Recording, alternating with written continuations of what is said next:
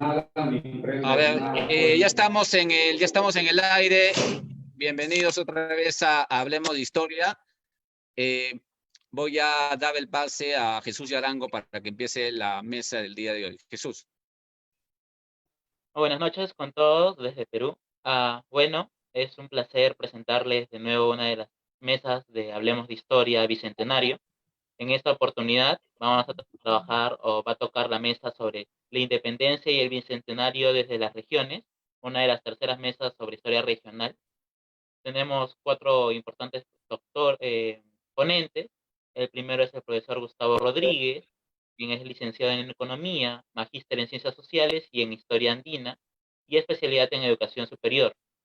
También ha sido profesor o es profesor universitario desde 1978. Fue decano de la Facultad de Economía y Sociología de la Universidad Mayor de San Simón en 1992 a 1995. Y también ha sido embajador del Estado Plurinacional de Bolivia en Perú del 2014 hasta febrero del 2020. Autor de diversos libros sobre la historia de Bolivia, y su última producción es A vencer o morir, lucha armada y lucha política en Cochabamba, 1730-1816. Luego, la profesora Margaret Najarro, quien ha estudiado historia en la Universidad Nacional San Antonio Abad del Cusco y tiene estudios de posgrado en la Universidad Internacional de Andalucía en España. También es magíster en historia por la Pontificia Universidad Católica del Perú. Ha formado parte de varios equipos de investigación histórica sobre élites indígenas coloniales y en ciudadanía intercultural en la educación universitaria.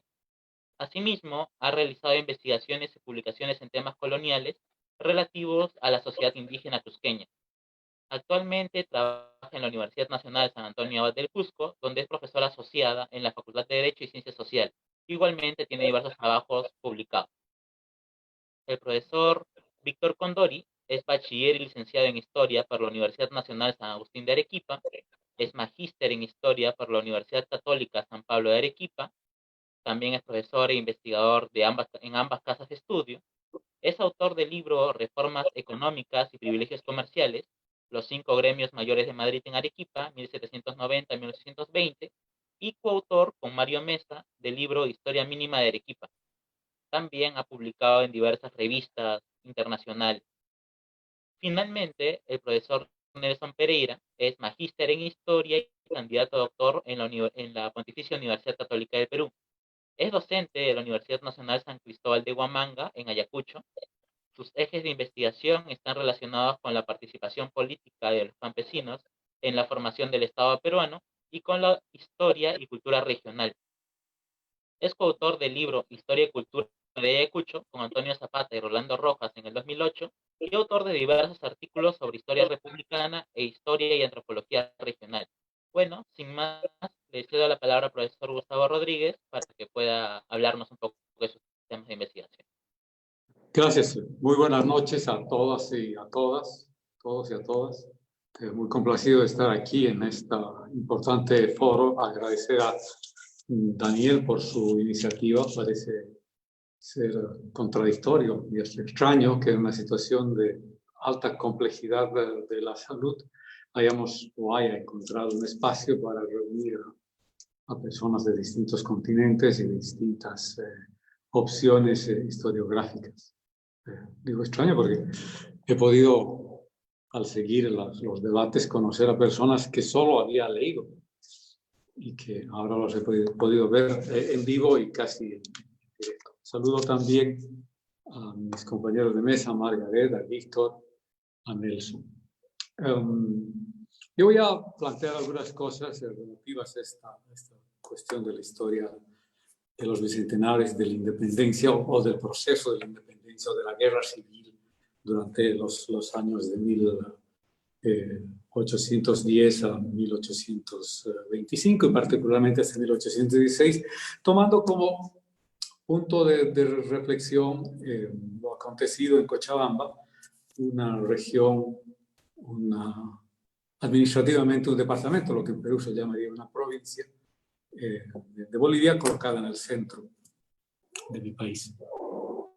Me gustaría plantear lo siguiente. Yo cuando era muy niño, mi padre me enviaba cada domingo a comprar un periódico plaza, unas 4 o 5 cuadras de mi casa, el periódico Presencia, y después lo traía a mi casa, mi padre lo leía, después me lo pasaba. Y el periódico estaba dividido en la primera plana, ahí sacan noticias de los presidentes, de los ministros, de los dictadores, de los golpes de Estado, o de lo que fuese. Y adentro había unas secciones tituladas que decía Noticias del Interior. Para mí me parecía lo más obvio. Hasta que años después, con los estudios de historia, comprendí que no era obvio, no era algo natural. Que esta idea de interior era un constructo, una construcción conceptual que se había producido en algún momento. Y probablemente en el caso de Bolivia eso ocurrió a fines del siglo XIX, cuando después de la guerra civil La Paz se consagró o se consolidó como la sede de gobierno, no la capital, porque la capital constitucional sigue siendo Sucre, la sede del gobierno boliviano. Y entonces ahí pudo hablar, con otros cambios de desarrollo de la minería y del comercio, se pudo comenzar a hablar de un eje central de la economía y de la política, porque La Paz se convirtió en la sede de gobierno, y el resto de las regiones o departamentos como un hinterland o una periferia alrededor de esto. Entonces, ahí tenía sentido estos periódicos que yo leía en la década de los 60, se convierte Cochabamba, por ejemplo, o Santa Cruz, o Sucre, o lo que fuese en el interior de este. Eso no podía estar presente ni a principios del siglo XVIII, ni en el siglo XIX. Esa era una noción resultado de la política. ¿Qué tiene que ver con lo que estamos mirando? Lo primero que creo yo es que en estos temas de las regiones hay una disputa por la memoria, por lo menos en el caso boliviano. A fines del siglo XIX se instala una suerte de guerra cultural, pero a veces guerra física, entre las regiones que pugnan y tratan de establecer una primacía sobre el resto de las regiones. En Bolivia, a diferencia de otros países, no hubo la ciudad-puerto, Buenos Aires, Santiago con Valparaíso, Lima con el Callao, que hegemonizaran la conducción de la construcción de la nueva nación una vez decretada la independencia y la separación del Reino de España. En Bolivia, las regiones eran muy homogéneas en términos de población y en términos de importancia. Esto ayuda a explicar, en esta disputa de la memoria, en este intento de traer el pasado al presente, en la memoria entendida como un acto mágico y afectivo, como dice Pierre Nora, por tanto voluble y fácilmente manipulable, traer la memoria a la construcción de la nueva nación. Porque las regiones estaban convencidas, las élites de las regiones, de que el acto constitutivo de esta nación era la guerra de la independencia. El fuego de la guerra de la independencia había quemado o debía quemar todos los residuos anteriores emergentes del pasado incaico indígena o del pasado colonial, y la nación se había construido a partir de este acto heroico que ellos pensaban que era homogéneo, que ellos pensaban que era único, que era una suerte de nación preexistente que se había liberado del dominio español, que hoy sabemos que no es así. Y cada región, cada élite regional quería colocar su presencia en el entramado heroico de la construcción de la nación y en el panteón de los héroes o de las heroínas que daban lugar a la nación. Y en el caso boliviano, estas regiones fueron muy exitosas en relación, por ejemplo, al caso peruano, al caso chileno, al caso argentino. Pero el caso peruano lo conozco ahora más de cerca. Mientras en Perú hay un 28 de julio y las regiones pugnan por colocar a Cusco, por colocar a Tacna o por colocar a otras regiones en esta alegoría de la construcción de la nación, en este acto independentista. En el caso de Bolivia se estuvo resuelto a fines del siglo XIX. La debilidad del Estado, la debilidad y la inexistencia de una región central poderosa a fines del siglo XIX permitió que las regiones inscribieran sus actos heroicos, que no necesariamente son los actos que vienen de la historia, sino en términos de Hobsbawm, una suerte de invención de la tradición.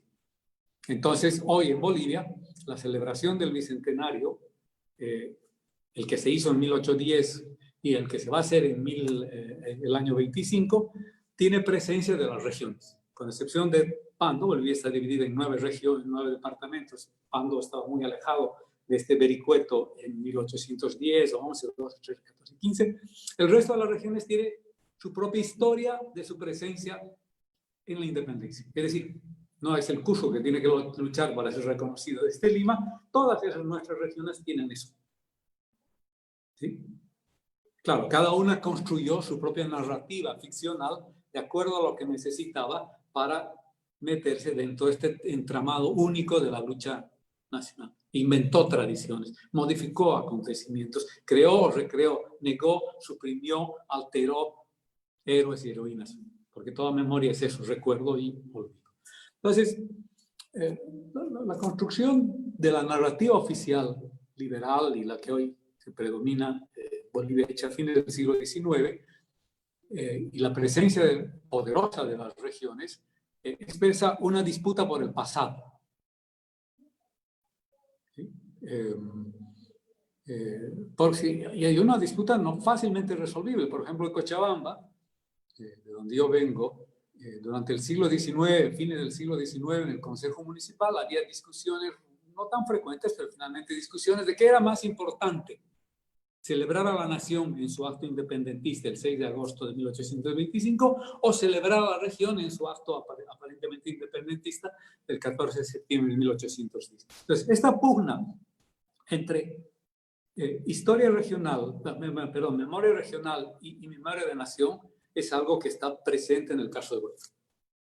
¿Sí? Entonces, me parece que cuando uno miramos la historia de las regiones, no solo podemos mirar este acto laico, científico, que proviene de la historia, sino este acto de la memoria, como esta unión afectiva. Esa es una de las cosas que me interesaría señalar como parte de la necesidad de estudiar cómo se van construyendo las historias regionales y cómo se van ficcionando las historias, porque al final de cuentas las regiones creían que en este acto estaba su propia existencia.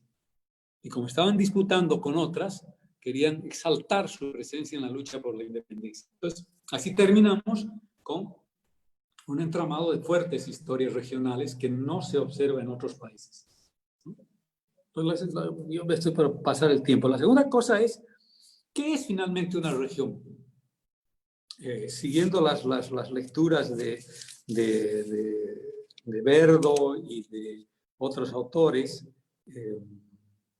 uno podría preguntarse si el concepto de región, que es relativamente nuevo, puede articularnos en una realidad que estaba en el siglo XIX, en inicios o incluso antes del siglo XIX.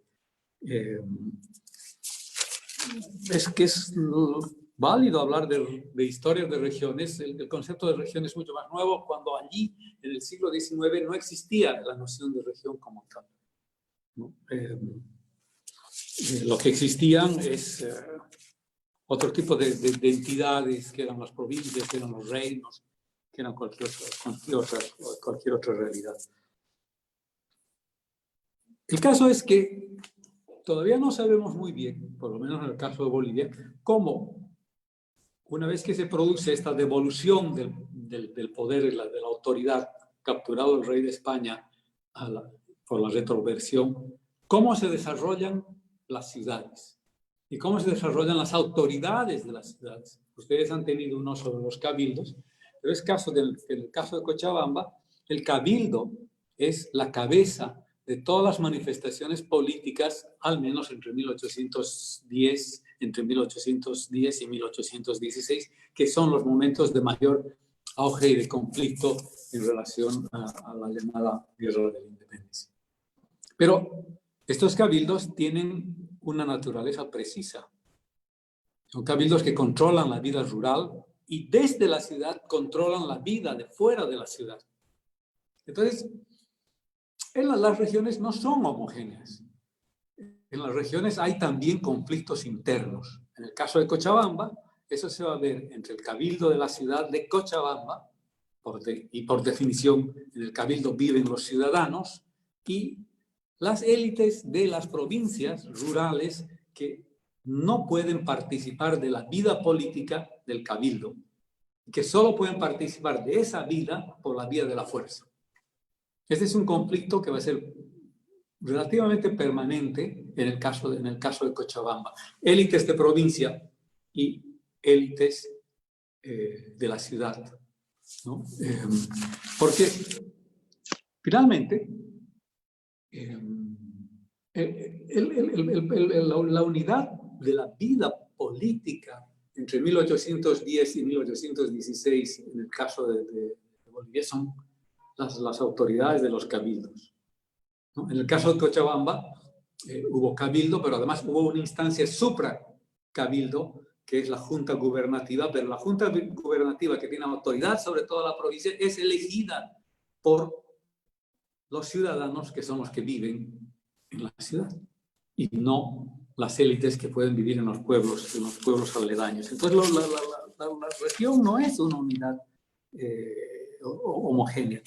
La última cosa, por razones de tiempo, es que, está bien, es suficiente, un minuto, es suficiente la región.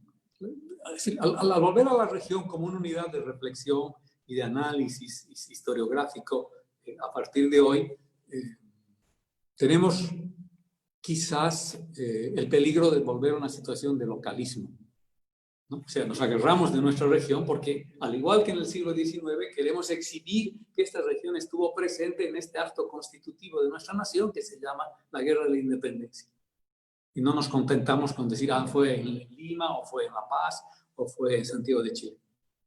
Pero olvidamos que las dimensiones regionales o las concebimos como transregionales y por tanto las miramos en una dimensión supraestatal de acuerdo a las coordenadas actuales, o terminamos en un localismo, en una suerte de microhistoria de queremos a nuestra región y queremos exhibir lo que hizo nuestra región, como pasó en el siglo XIX. En el caso de Cochabamba, pero en el caso de lo que hoy es Bolivia, todo esto es inentendible sin el juego de dos fuerzas: el virreinato del Río de la Plata y el virreinato del Perú.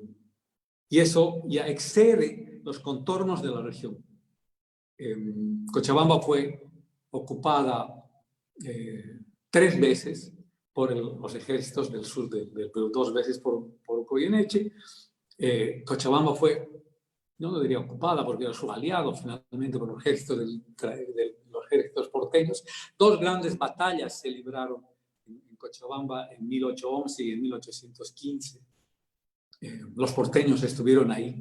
Y entonces ahora sí acabo, hubo un conflicto mayor entre los porteños, los bonaerenses, que desarrollaban una concepción centralista de la administración del Estado, y la autoridad de la región. El principal héroe cochabambino, don Esteban Arce, hay calles, monumentos por todo lado de la ciudad y fuera de la ciudad, fue apresado, fue condenado y fue exilado por Arenales, este hombre que vino después aquí al Perú, acusado de sedición y de no querer ceder el poder a los porteños. Entonces, no hay que mirar solo las historias a partir de las ópticas regionales, sino hay que mirarlas en este contexto mucho más grande, que es el juego de poderes entre el Virreinato de la Plata y el Virreinato del Perú, y entonces ahí surgen nuevas dimensiones del conflicto de estas unidades políticas que son finalmente los pueblos, las ciudades y, si quieren ustedes, las provincias. Bueno, yo me quedaría ahí. Es muy poco tiempo, la próxima vez hablaremos 1 hora. Bien, muchas gracias, profesor. Profesora Margaret, por favor.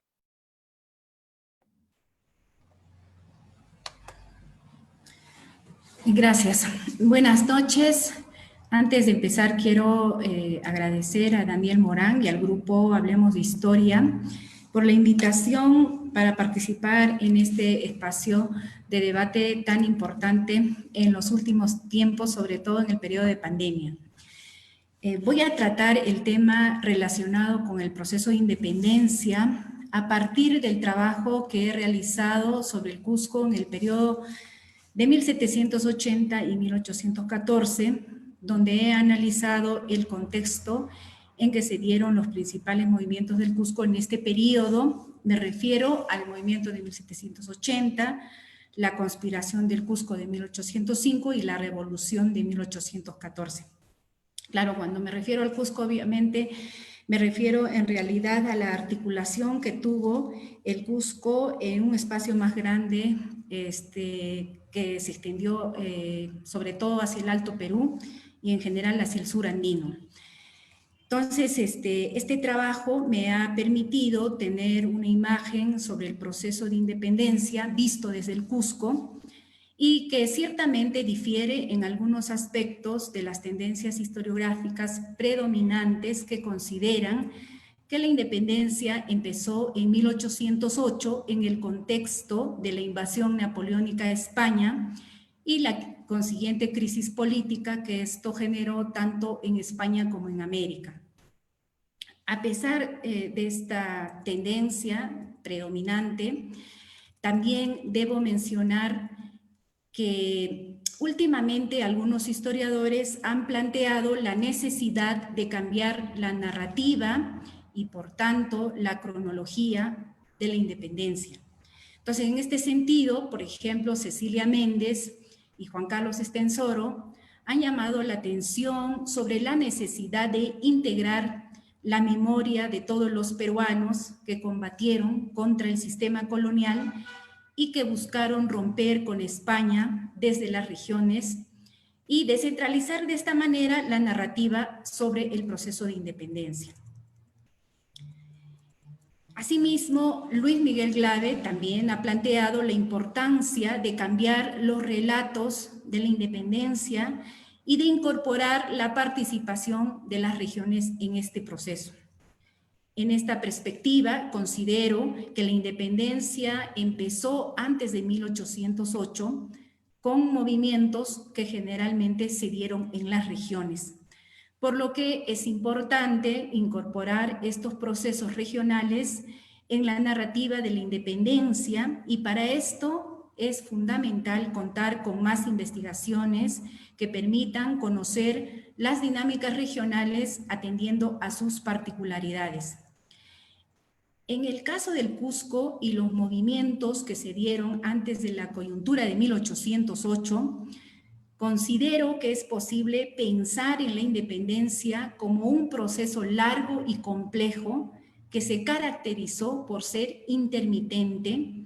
No fue un proceso continuo, de manera que los proyectos independentistas surgieron de manera discontinua en ciertas coyunturas económicas y políticas y en distintos momentos, como se puede ver en los movimientos que estallaron desde el Cusco entre 1780 y 1814, los cuales se caracterizaron por haber estallado en distintos escenarios. En esta perspectiva, considero que el movimiento de 1780 fue de carácter separatista, como ya lo han planteado otros historiadores. Este movimiento estalló en el contexto de las reformas borbónicas y el gran descontento que generó su aplicación y la consiguiente ola de protestas y levantamientos que finalmente culminaron en 1780, como lo ha mostrado ampliamente Scarlett O'Fellan. Creo que quienes han sustentado extensamente el carácter separatista del movimiento de Túpac Amaru son Boleslao Levin y Alberto Flores Galindo. Levin considera que el levantamiento de Túpac Amaru fue el movimiento más importante en el camino de la independencia americana. Y entre varias cosas, destaca, por ejemplo, la actuación de Túpac Amaru en su condición de último descendiente de los incas. Efectivamente, Túpac Amaru hizo alusión permanente a su condición de último descendiente de la sangre real de los incas y con esto confrontaba al sistema colonial y también a la corona, habida cuenta que sabemos nunca este fue reconocido oficialmente como cacique ni como descendiente de los incas. Esta negativa del régimen colonial, a mi modo de ver, respecto al reconocimiento de Túpac Amaru, se debió a la ascendencia que reclamaba Túpac Amaru respecto de la línea del último inca, Túpac Amaru I, descendiente de los incas de la resistencia de Vilcabamba. Por razones obvias, los españoles vieron como un peligro este reconocimiento y esto habría sido una de las causas que movieron a Túpac Amaru a levantarse. Boleslao Levín también recoge las versiones de varios testigos que señalaron que el principal objetivo de Túpac Amaru era coronarse como rey. Y de hecho existen documentos que muestran la forma en que sus seguidores veneraban y seguían a Túpac Amaru efectivamente como al último descendiente de los incas. Asimismo, Alberto Flores Galindo afirmó categóricamente que la independencia empezó en 1780, aunque de manera prematura, y que este programa rebelde se centró principalmente en la expulsión de los españoles y la restitución del imperio de los incas. No voy a detallar todos los planteamientos de ambos autores, solo diré que sus propuestas son importantes y que deberían ser tomados en cuenta para entender y comprender el contexto y el levantamiento de Túpac Amaru. Probablemente, de haber triunfado, Túpac Amaru habría establecido una monarquía encabezada por los descendientes de los incas y no una república. Y esto no implica que este movimiento no fuese separatista, rupturista o independentista. Bueno, voy a dejar el tema Túpac Amaru para referirme a la segunda coyuntura, donde se procesó también un proyecto separatista. Este nuevo escenario se dio entre 1790 y 1805 y culminó finalmente con la delación de la conspiración del Cusco de 1805. Esta nueva coyuntura se originó en el contexto del impacto que tuvo la Revolución Francesa en el virreinato peruano. Se trató, por tanto, de un nuevo contexto de miedo, esta vez alentado desde fuera, y a instancias de los sucesos ocurridos en Francia revolucionaria, como lo muestra el trabajo de Claudia Rosas. Este nuevo escenario que se dio a partir de 1790, es decir, casi inmediatamente después al estallido de la Revolución Francesa, donde empezaron a propagarse de manera secreta los ideales revolucionarios al interior del virreinato peruano, los cuales llegaron pronto hasta el Cusco, donde circularon profusamente pasquines que alentaban a la libertad e independencia, encendiendo nuevamente de esta manera la atmósfera política cusqueña y generando pánico en las autoridades reales. La introducción de esta propaganda revolucionaria se dio paralelamente al asedio sistemático que sufrió el Callao por la incursión de embarcaciones francesas e inglesas e incluso norteamericanas que desde 1790 hasta 1850 o hasta 1805 mantuvieron en zozobra a las autoridades reales. Y fue justamente en 1805 cuando se develó la conspiración del Cusco, ocasión en la que 2 criollos fueron acusados y sentenciados a muerte por haber dirigido una conspiración separatista que buscaba expulsar a los españoles. Estos conspiradores criollos pretendían lograr el apoyo del afamado grupo de los 24 electores pertenecientes a la nobleza inca colonial para conseguir de esta manera la adhesión de las masas indígenas tan importantes para fortalecer y consolidar este movimiento. Entonces, a partir de esta conspiración, vemos el intento de estos criollos de ponerse a la cabeza de un movimiento separatista, como lo ha mencionado Scarlett O'Phelan, y establecer una alianza con la nobleza inca de mayor prestigio, como fueron los 24 electores. Cabe destacar que esta fue la primera vez en que se planteó una alianza con el bloque de los 24 electores, que eran considerados oficialmente descendientes directos de los incas, a diferencia, por ejemplo, de Túpac Amaru, que convocó a los caciques provincianos como él. Bueno, finalmente me referiré a la Revolución del Cusco de 1814, que surgió en una coyuntura distinta a las dos anteriores. Esta vez el movimiento estuvo liderado por los hermanos Angulo y por el cacique indígena Mateo Pumacahua. Este movimiento se gestó en el contexto de la invasión napoleónica a España y buscaba establecer, según Francisco Carrascón, el ideólogo del movimiento, cito, un nuevo imperio de sol a sol y de mar a mar, cuyo centro y capital sería el Cusco.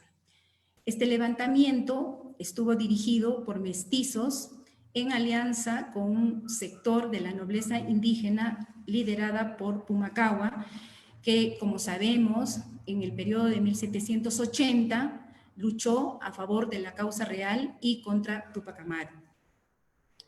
Como se puede ver en esta apretada síntesis, los principales sectores de la sociedad colonial, como fueron indígenas, criollos y mestizos, elaboraron proyectos separatistas en distintos contextos y momentos, buscando establecer alianzas con otros sectores para lograr la independencia. De haber triunfado, los dirigentes de estos movimientos probablemente no hubieran establecido una república, pero esto no los hace ni los descalifica como movimientos independentistas. Estos proyectos, que fueron pensados y organizados en distintas coyunturas desde el Cusco, antigua capital del Tahuantinsuyo, fueron los intentos de luchar contra la dominación, la dependencia y la fragmentación, como lo ha señalado Alberto Flores Galindo.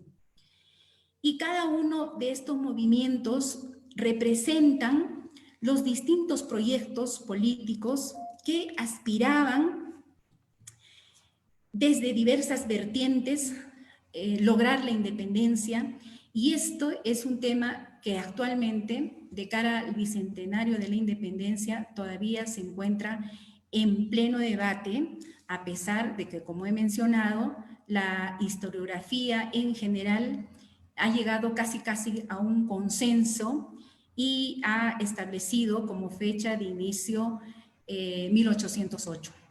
Bueno, esto es lo que quería compartir con ustedes. Muchas gracias por vuestra atención. Muchas gracias a usted, profesora Margaret. Bueno, profesor Víctor Condori, por favor. Muchas gracias. ¿Se escucha bien, Jesús? Sí, todo bien, profesor. Ya, muy bien.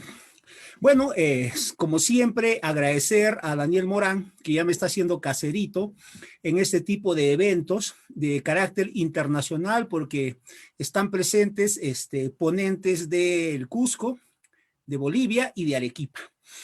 En segundo lugar, quisiera saludar a mis compañeros nuevamente, a Gustavo Rodríguez, a Margaret Najarro, con la cual hemos compartido varias mesas. Muy bien, y al magíster Nelson Pereira, que si bien es cierto no está en este momento, sé que se va a incorporar al finalizar mi disertación. Bueno, hace 15 años, ¿no? Hace 15 años más o menos, yo empecé mis estudios sobre la independencia. Muy bien. Llevado básicamente por una insatisfacción. Bien, esta insatisfacción tenía que ver con el concepto y la imagen que tienen las guerras, los procesos, en las cuales siempre hay dos protagonistas, siempre hay dos actores, ¿no? En el caso de una guerra, como la Guerra de Independencia, hay un actor o un grupo al cual vamos a llamar patriotas, y hay otro grupo al cual llamaríamos realistas. Pero lastimosamente, en la historiografía que existía y sigue existiendo en gran medida, ahí solo aparece un protagonista. A mí en la universidad bueno, de lo poco que pude aprender en la universidad como alumno, es que me enseñaron a desconfiar de la historia que nos cuentan otros, por la sencilla razón que se dice que la historia la escriben los vencedores y nosotros seguimos haciendo historia de vencedores. Entonces, ante la ausencia, ante el vacío de uno de esos protagonistas, es que mis temas de investigación sobre la independencia se orientaron no hacia el patriotismo y hacia los patriotas, que al final de cuentas fue un grupo muy tardío y minoritario en comparación con la mayor parte que lo conformaban, digamos, los realistas. Por esa razón, mi primer estudio fue sobre la ciudad de Arequipa y su papel dentro del proceso de independencia. Posteriormente trabajé a un comerciante español que había financiado el proceso de independencia durante los últimos 3 o 4 años. Y finalmente, mi último estudio fue sobre un vecino arequipeño, muy importante, un representante de la élite arequipeña como Juan Mariano de Goyeneche, ¿no? Ahora bien, hace unos 10 años abandoné este tema, este apasionante tema, diría yo, un poco seducido por nuevos temas como la economía, el comercio, las empresas, los empresarios, sobre todo los empresarios extranjeros. Concluida esta aventura por otros temas fundamentalmente relacionados con la historia económica, este año, de alguna manera, he decidido retomar un poco este tema tan apasionante que es la independencia. Ahora, cuando empecé a revisar otra vez mis viejas notas, las hice con la peregrina creencia de que estos puntos de vista, estas simpatías que yo tenía hace unos 15 años sobre el proceso de la independencia, ya habían desaparecido, ¿no? De alguna manera habían sido superados. Es decir, estas simpatías por el otro, por el vencido, por el malo, ¿no? En la historia de la independencia. Craso error, ¿no? No fue así. Las lecturas que he comenzado a frecuentar, lo único que han hecho es reforzar otra vez mis viejos puntos de vista, y en esta coyuntura de la independencia, de alguna manera he vuelto a preguntarme qué representa, qué significa para mí. Bueno, es también lo que me preguntan mis alumnos, ¿no? ¿Qué representa para uno el bicentenario? O sea, ¿qué representa, no? ¿Cuál es el significado?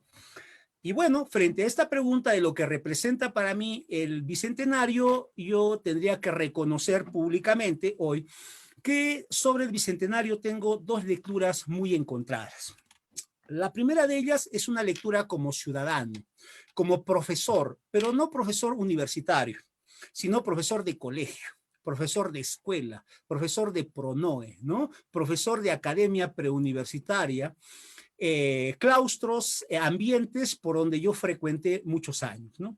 Entonces, como profesor, como ciudadano, el bicentenario es pues una fiesta cívica, ¿no? Es una fiesta de la patria, es una fiesta patriótica, que de alguna u otra forma marque el nacimiento del Perú como un Estado independiente, ¿no? Por la voluntad general de los pueblos y la justicia es su causa que Dios defiende, como decía San Martín.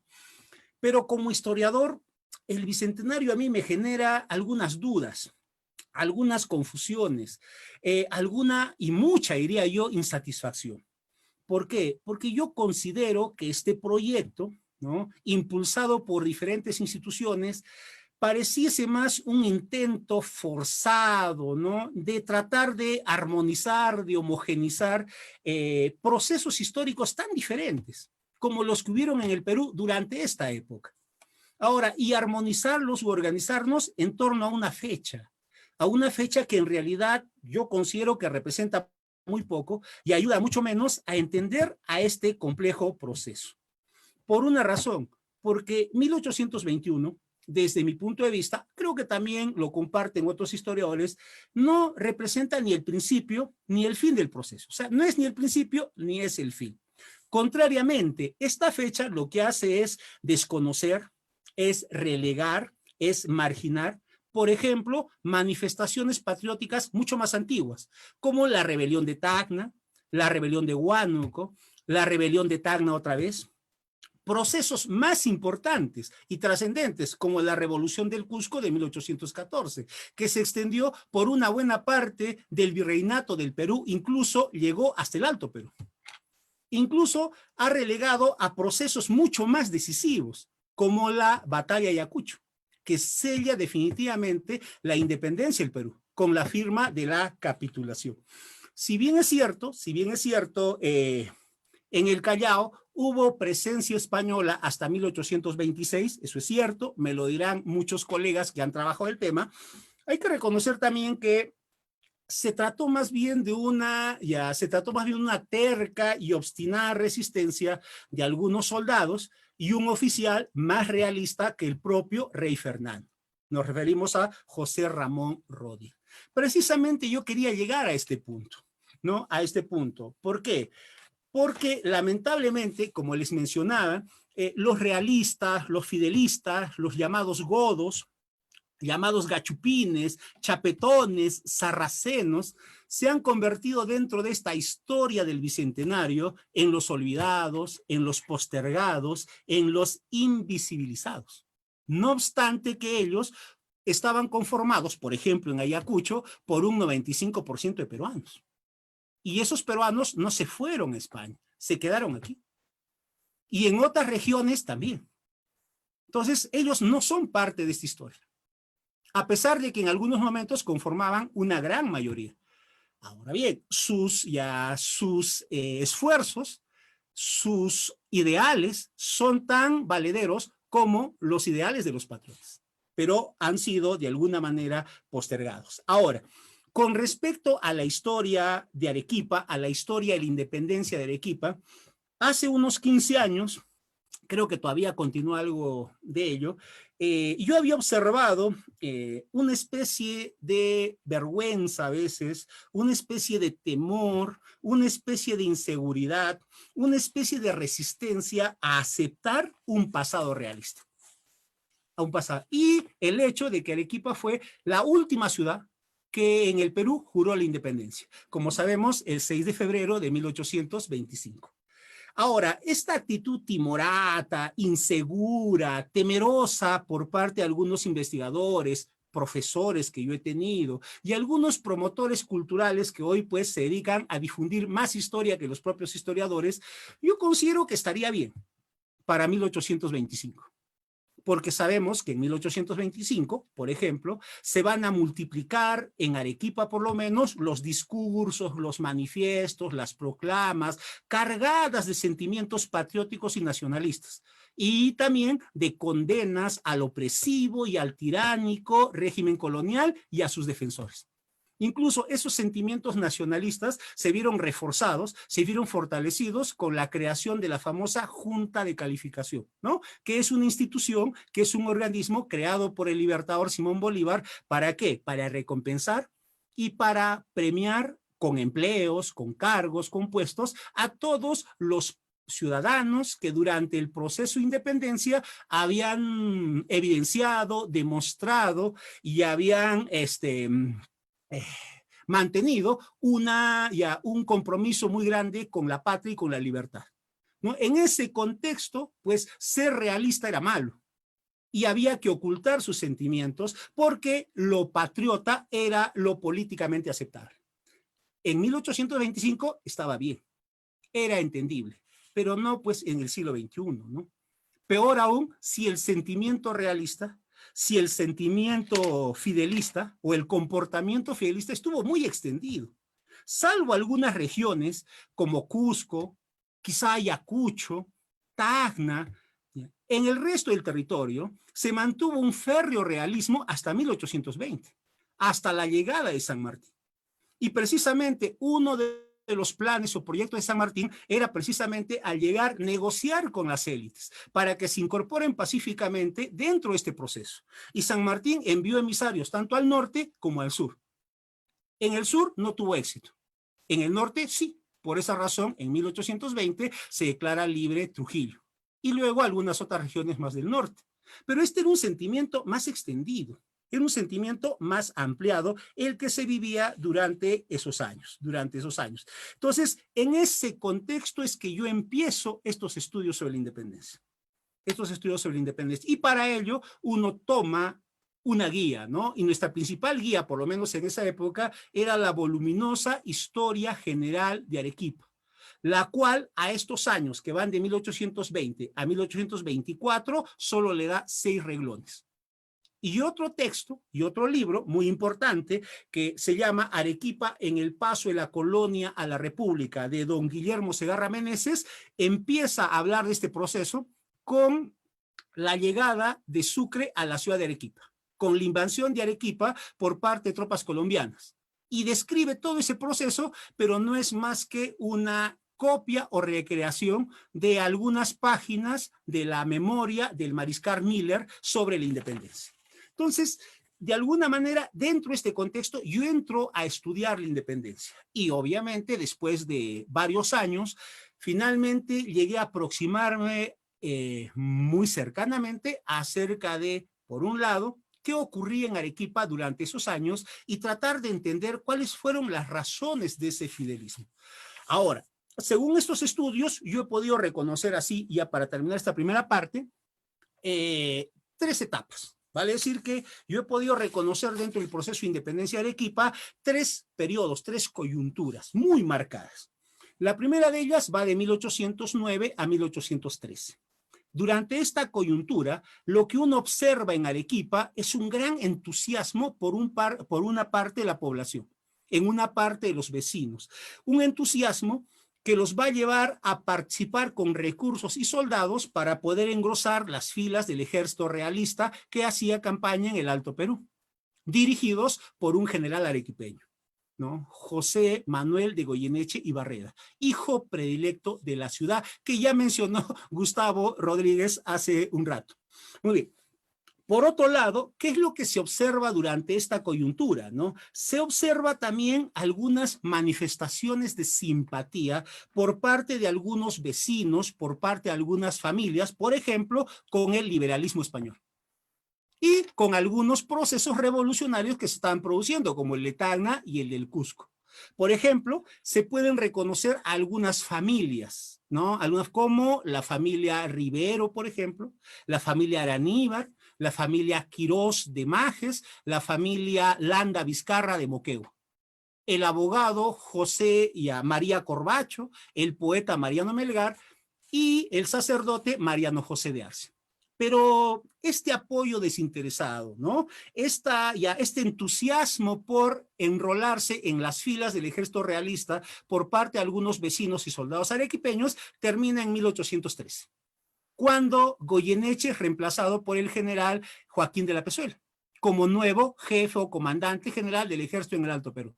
Apenas se conoce la noticia de que ha sido reemplazado Goyeneche, lo que se va a observar, lo que se va a testimoniar es ya un proceso de deserciones masivas por parte de los soldados arequipeños, quienes van a abandonar raudamente el Alto Perú o Puno o alguna región donde se encontraban. ¿Para qué? Para dirigirse a Arequipa. Incluso hay testimonios firmados por el brigadier Pío Tristán, donde él está tratando de negociar con algunos de estos soldados, prometiéndoles hacerse cargo de su familia con tal de que ellos terminen de cumplir sus servicios en el ejército del Alto Perú. Ahora, hacia el año 1814, Arequipa es invadida por el ejército revolucionario del Cusco, encabezado por Vicente Angulo. 2 minutos, disculpe. 2 minutos, disculpe. Ah, rápidamente, gracias. Encabezado por Vicente Angulo y por Mateo Pumacao. Aunque ustedes no lo crean, este fue un golpe muy duro para algunos simpatizantes de esos movimientos liberales o revolucionarios. Fue muy duro para la vecindad de Arequipa o para algunos vecinos de Arequipa, ¿no? Ahora, terminada la revolución del Cusco, lo que se va a ver en Arequipa más bien es un proceso de represión, ¿no? Represión a los simpatizantes de la rebelión del Cusco, se les va a abrir procesos, se va a cerrar el seminario de San Jerónimo, se va a reorganizar el cabildo y se va a establecer en Arequipa o en el sur del Perú, a partir de 1818, un ejército revolucionario. Perdón, un ejército de reserva, ¿no? De reserva de aproximadamente 3,000 soldados que luego se convertirán en el ejército del sur. Por esa razón, cuando yo empiezo mis estudios del año 1824, 1820 al 24, lo que encuentro más bien ya para esa época es una sociedad bastante sosegada que va a brindar un cerrado apoyo al régimen colonial. Bueno, gracias, Jesús. Bueno, gracias a usted, profesor. Ahora vamos a escuchar la disertación del profesor Nelson Pereira. Profesor Morán.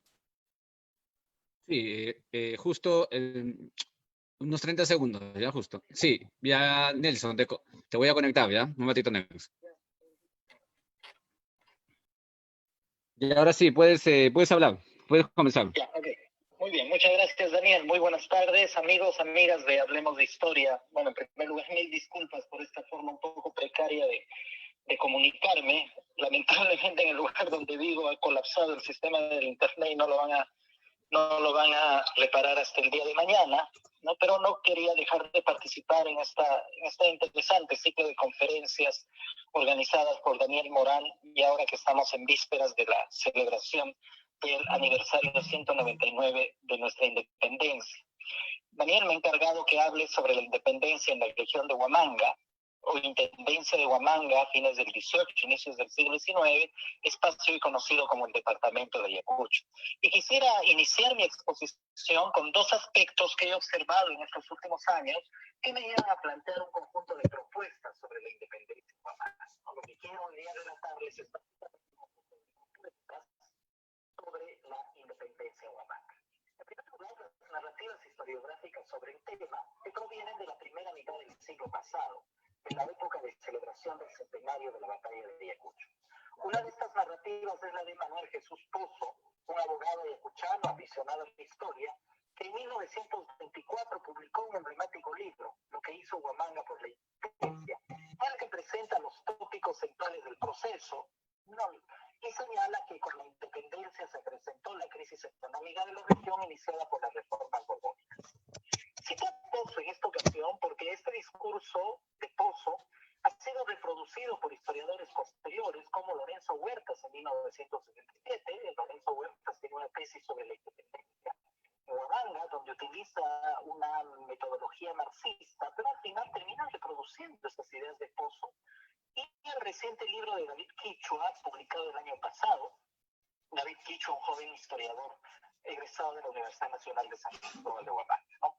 Al igual que la narrativa de Paz Soldán, el discurso de Pozo es una suerte de canon sobre la independencia en la región que, con algunos matices, señalo, se repite tanto en la tesis de Lorenzo Huertas de 1977 como en el libro de David Quichua, publicado el año pasado. Eso por un lado. Por otro lado, sobre mi investigación sobre la relación entre el Estado republicano y los campesinos de Ayacucho en el siglo XIX, en la que he observado que estos últimos utilizaron a su favor la legislación agraria liberal promulgada por los gobiernos de Bolívar y Lamar para lograr la posesión de las tierras mostrencas que usufructuaban o disputaban con los hacendados en los órganos jurisdiccionales del Estado peruano.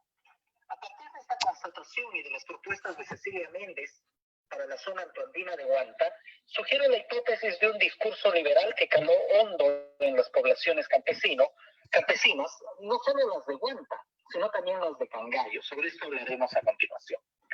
Por lo tanto, lo primero que deseo señalar es que la independencia ocasionó en la región de Huamanga la reactivación de las partidas de guerrillas de Morochucos, que entre octubre de 1820 y abril de 1822 controlaban un amplio territorio entre Huamanga, Cangallo, Lucanas y Paranacochas, y mantuvieron un continuo enfrentamiento con las tropas realistas de Ricafort y Carratalá, que pretendían ejercer control sobre dicha zona para restablecer la comunicación entre la Sierra Central, donde estaba Canterac, y el Cusco, donde se hallaba el virrey.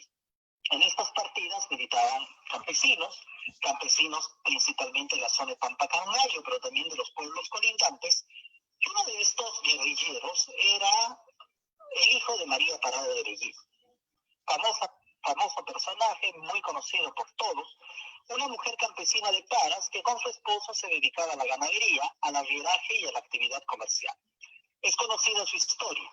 Ella tenía unos informantes en la intendencia que le daban datos sobre el movimiento de las tropas realistas, y mandaba escribir unas cartas para su hijo en las que informaba sobre el movimiento de las fuerzas españolas. Estas cartas eran trasladadas a las partidas de guerrillas por su esposo, Mariano Bellido, quien era arriero, o por alcaldes indígenas como los de Chuschi y Paras. Identificada por Carratalá, fue apresada en su casa de Huamanga y fusilada en los extramuros de la ciudad el 1 de mayo de 1822. Solo con el respaldo de las partidas de guerrillas pudo Arenales llegar a Huamanga en su primera expedición a la Sierra Central, proclamar la independencia en la ciudad y continuar su recorrido hacia Jauja y Para. Sin embargo, estas guerrillas ya estaban activas desde 1814, el año de la sublevación del Cusco, y simplemente se reactivaron, primero para apoyar a los patriotas en 1820, específicamente para apoyar a Arenales y a San Martín entre 1820 y 1822, y posteriormente en 1824 para apoyar a Bolívar y Sucre en la campaña final. Ahora la pregunta es, ¿por qué estos campesinos de Pampacangayo y Cangallo decidieron apoyar a los patriotas?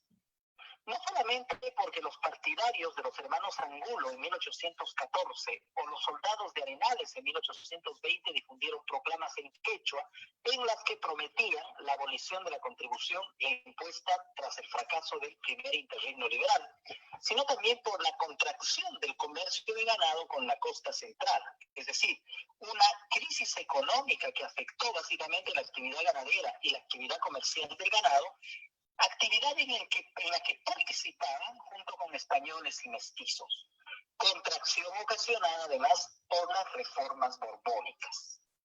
Esta actividad mercantil, este comercio de ganado quebrado por las reformas borbónicas, más una experiencia protoliberal, más la experiencia protoliberal de los Borbones, que introdujo la noción de propiedad individual de las tierras en esta zona de Cangallo y Pampacangallo, más las ideas del interregno liberal que se difundieron en estas zonas de Pampacangallo y Cangallo a partir de 1813, les permitió a estos campesinos construir una suerte de sustrato liberal o una suerte de ideología liberal para movilizarse a favor de movimientos que aparecieron además en dos momentos claves. 1814, el movimiento de los hermanos Angulo y de Pumacagua, que coincide con la finalización del primer interregno liberal, y 1820, el movimiento de Arenales o la expedición de Arenales hacia la Sierra Central, que coincide con el inicio del segundo interregno liberal y con una nueva vigencia de la Constitución de Cádiz. Entonces, como hipótesis, planteo que hay que además de, digamos, la contracción económica ocasionada desde tiempos atrás por las reformas borbónicas, hay una suerte de sustrato ideológico liberal, o hay una suerte de liberalismo que circula entre estos campesinos que les permite identificarse con estos dos actores que desarrollan movimientos, que desarrollan campañas en esta zona de Huamanga en 1814, insisto, cuando finaliza el primer interregno liberal, y en 1820, cuando empieza el segundo interregno liberal. Este es el caso de María Parado de Bellido. ¿Ya? María Parado de Bellido, señalé hace un rato, es una mujer campesina, originaria de Paras, que junto con su esposo se dedica a varias actividades económicas. Digamos, la actividad más importante a la que se dedica el matrimonio es la ganadería. Sin embargo, en una situación de contracción económica o de crisis económica, aplican la fórmula de la diversificación de las actividades. Entonces, además de dedicarse a la ganadería, los esposos Mariano Bellido y María Parado se dedican a las actividades agrícolas, se dedican a las actividades comerciales y adicionalmente cuando se instalan en Huamanga, en la ciudad de Huamanga, a la licitación del ramo de sisa.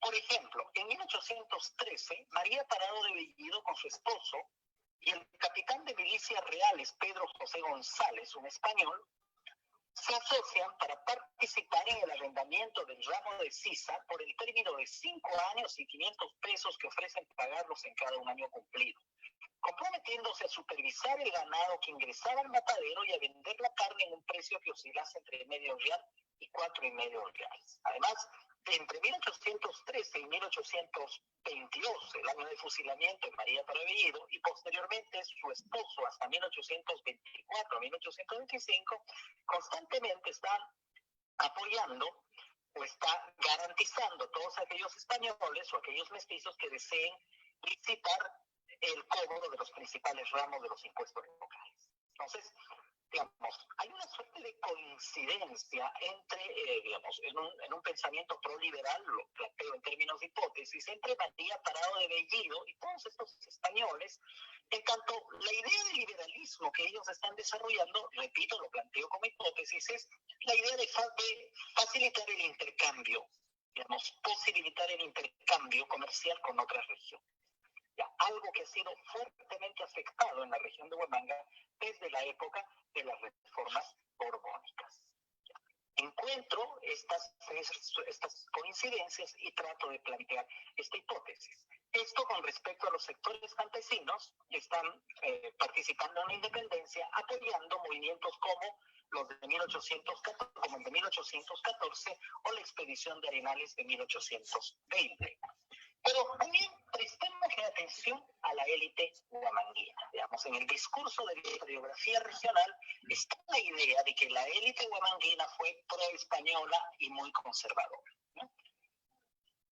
Hay una élite huamanguina que tiene una participación activa en 1820 en el contexto de la expedición de Arenales. Y esta élite huamanguina está formada no exclusivamente por terratenientes o propietarios de haciendas, sino que está formada también por un conjunto de profesionales, muchos de estos abogados, que están formados en la Universidad Nacional, en la Real y Pontificia Universidad de San Cristóbal de Huamanga, que funciona más o menos desde fines del siglo XVII. Entonces, hay un conjunto de funcionarios o hay un conjunto de abogados que forman parte de la élite que se dedican a las labores, digamos, a las labores legales y que por Nuria Salas han sido identificados como integrantes de un grupo liberal o portadores de un discurso liberal que con cierta facilidad transitan de la colonia a la república, y en la temprana república aparecen en puestos claves de la temprana administración republicana. ¿Ya? Hay varios, o muchos de estos, digamos, con las reformas introducidas por el interreino liberal, terminan convertidos en jueces conciliadores. Digamos, Nuria Salas, en sus recientes investigaciones, nos proporciona una lista de estos personajes. Pero yo solamente quiero detenerme en uno que me pareció bastante interesante. Munarriz. Un personaje que, según algunos autores, aparece bastante involucrado en una suerte de proclamación de la independencia en Cangallo que ocurrió en una época muy temprana, en octubre de 1814, en el contexto de la sublevación de los hermanos Angulo y de Pumacahua. ¿Quién es este Munarriz? Algunos autores, insisto, lo presentan como un gran patriota que protagonizó una primera jura de la independencia en Cangallo en el contexto del primer liberalismo y de la insurrección de 1814, y que luego colaboró con las tropas de Arenales y Sucre. Sin negar el patriotismo del referido personaje, sería bueno preguntar si su actividad política y militar tienen que ver con su identificación con la organización política y jurídica del liberalismo, de la que formó parte y fue abruptamente cancelada, primero en 1814 y luego en 1824 con el retorno al absolutismo. Parece que este personaje no fue otro que Pedro Mariano Munarriz, presbítero que actuó como hombre bueno en las conciliaciones del primer y segundo liberalismo en Huamanga, y que en la temprana república ocupó cargos administrativos en el temprano ordenamiento republicano, y que al final de sus días se desempeñó como párroco de Chupamarca en la segunda administración del mariscal Agustín Camara. Entonces, un personaje liberal que protagoniza un acto pro-liberal en Cangallo en 1814.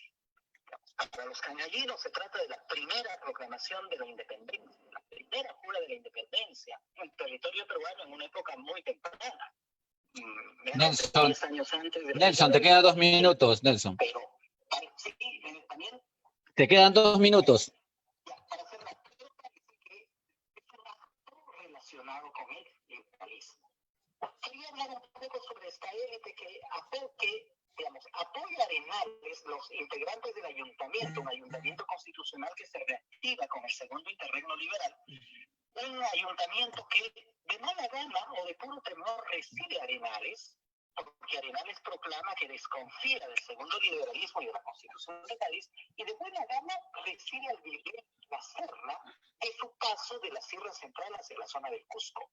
¿Por qué reciben de buena gana al Miguel La Serna? Considero, y lo planteo en términos de hipótesis, que hay una suerte de coincidencia en tanto estos miembros del ayuntamiento local y el virrey La Serna y toda la camarilla que sigue a La Serna proclaman su adhesión al liberalismo. Concluyo con lo siguiente. La independencia efectivamente es el movimiento de fuerzas, de tropas y la conformación de partidas guerrilleras. Pero también la independencia es el liberalismo. Y acá quiero simplemente retomar una idea de Nuria Salas. Guerra y liberalismo constituyen la cara y el sello de una moneda que es la independencia. En fin, me parece que son vectores que hay que replantear ahora que no falta mucho para la celebración de nuestros 2 bicentenarios. El bicentenario de la Jura de la Independencia en 1821 y el bicentenario de la Batalla de Ayacucho en el 2024. Muchísimas gracias, Daniel.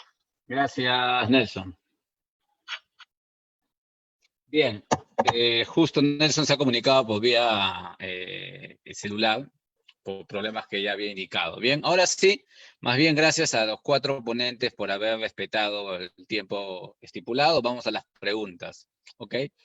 Bien, comencemos con las preguntas que están aquí en Zoom, después vamos con las preguntas que están en Arnaldo. Escribe tu pregunta, Arnaldo, por el chat. Todos estamos las preguntas por chat, por cuestión de seguridad, por favor. Vamos a leer las preguntas que han estado llegando al chat. A ver,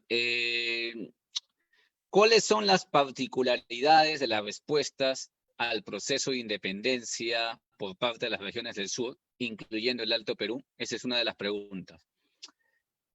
Otra pregunta que también ha llegado aquí. Bueno, acá es un comentario, más que una pregunta de Víctor Nieto, sobre ampliar la perspectiva de análisis, ¿no? En cierta forma.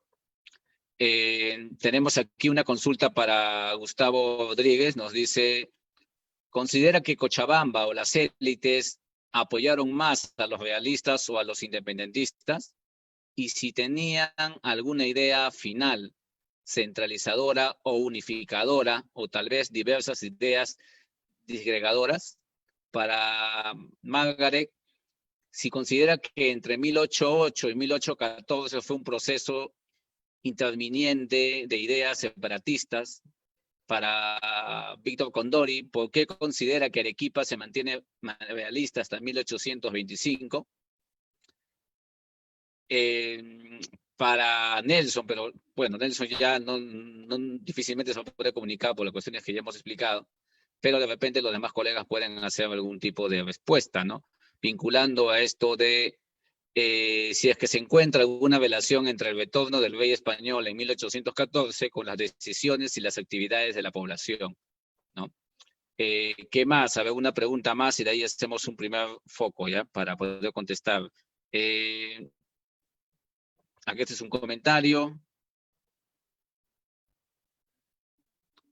Ajá. Finalmente, la última pregunta y después pasamos ya, si hay un poco de tiempo, a las preguntas de Facebook también, ¿ya? ¿Existe un estudio de las acciones del virrey La Serna entre 1821 y 1824 en el sur andino, Cusco y Puno? Vienen a ser las preguntas, ¿no? A ver, un ratito. Arnaldo, a ver si puedes activar tu micrófono, Arnaldo, ya que querías hacer una pregunta a Gustavo. Arnaldo, ¿puedes activar tu... No, a ver un ratito, Arnaldo, ¿ya? Dame un segundo. Un ratito. Dame un segundo y para... Dame un segundo. Ya. Ya, ¿Aló? ahora sí, ¿ves? Sí, sí, sí. Estimado Gustavo, mucho gusto. Soy Arnaldo Mera, historiador acá de Perú, de la Católica, investigo el tema de independencia. Te quería decir que hay una tercera visión que me encantaría que incluyas, que es la visión oficial del Estado español, que incluye las noticias del Alto Perú, como noticias del Perú, pero noticias de victorias del Perú. La propaganda realista en la metrópoli basa sus hechos en las victorias las publica como que fueran victorias que son noticias que llegan de Lima, pero paradójicamente las noticias de Perú, del Bajo Perú, son dramáticas porque está la expedición de Cochrane destruyendo el norte chico, o no hay dominio marítimo. Entonces se aferra una especie de propaganda. Quería comunicarte esto nomás, porque yo lo he encontrado y lo he revisado en la Gaceta de Gobierno de Madrid.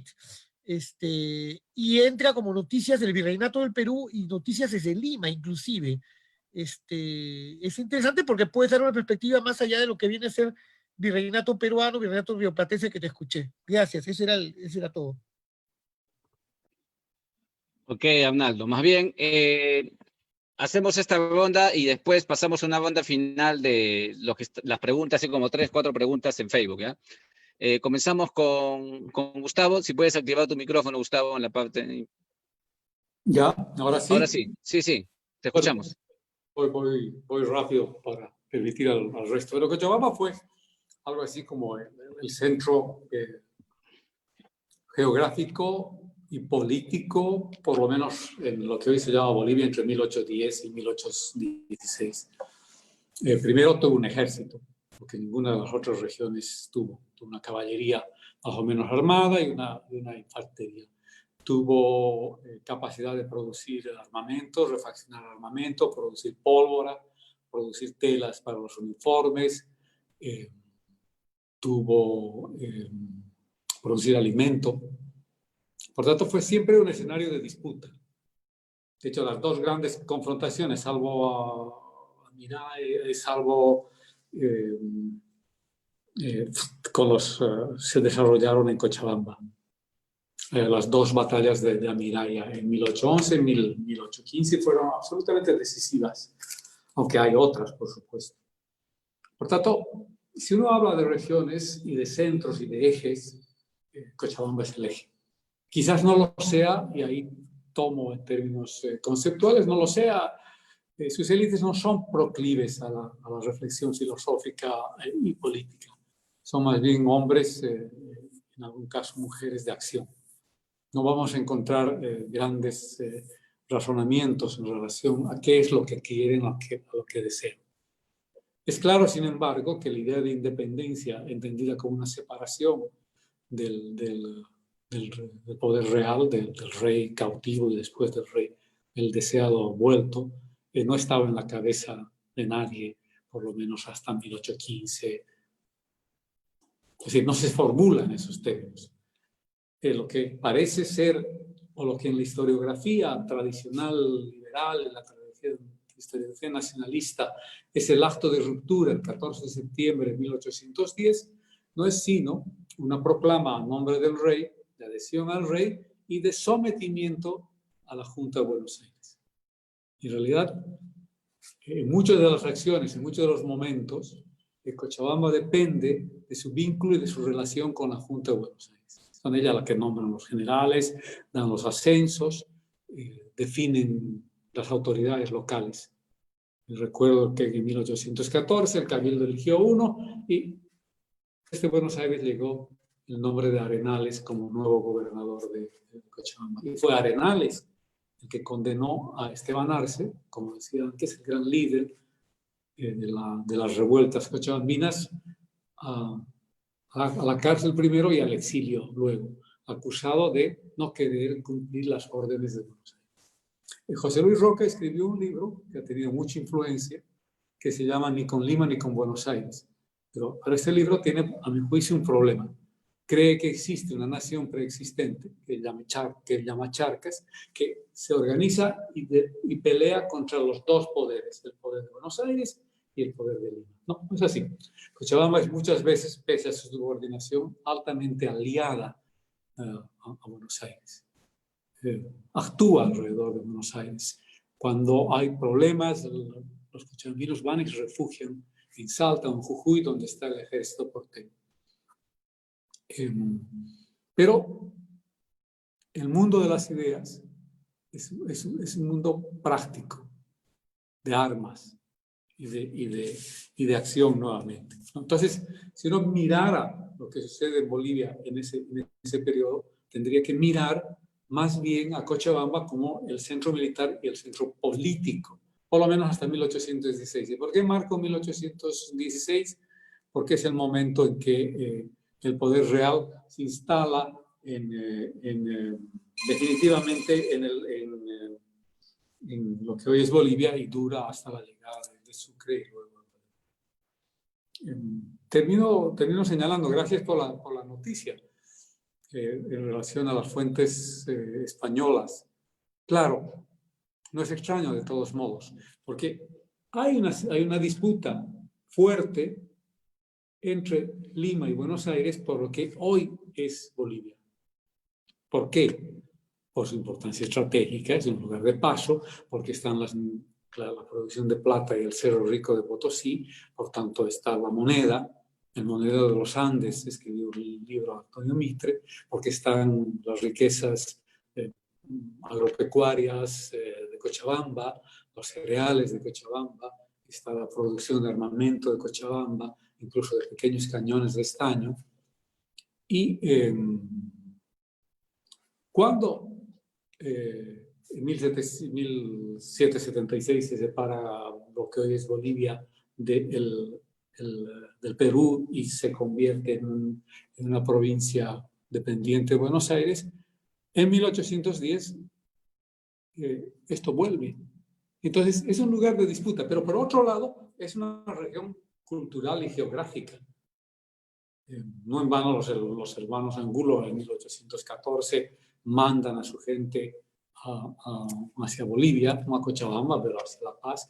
No en vano, en otro signo, y aquí acabaré, Mateo Pumacahua manda a sus tropas. Las tropas de Mateo Pumacahua están en Cochabamba en 1811, junto con Goyeneche, tomando la ciudad en 1812 también.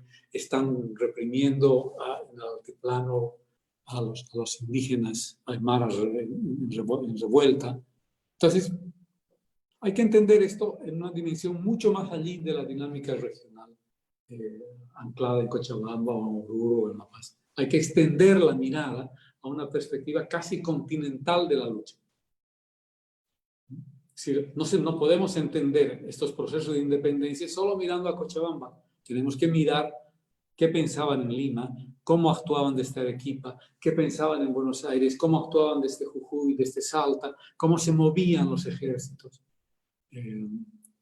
cómo actuaban sus dirigentes, qué visión de política tenían. Eso no se entiende simplemente en una escala pequeña de reivindicación regional. Ok, Gustavo, gracias. A ver, vamos a continuar ahora con Margaret. Margaret, si puedes activar tu audio, Margaret.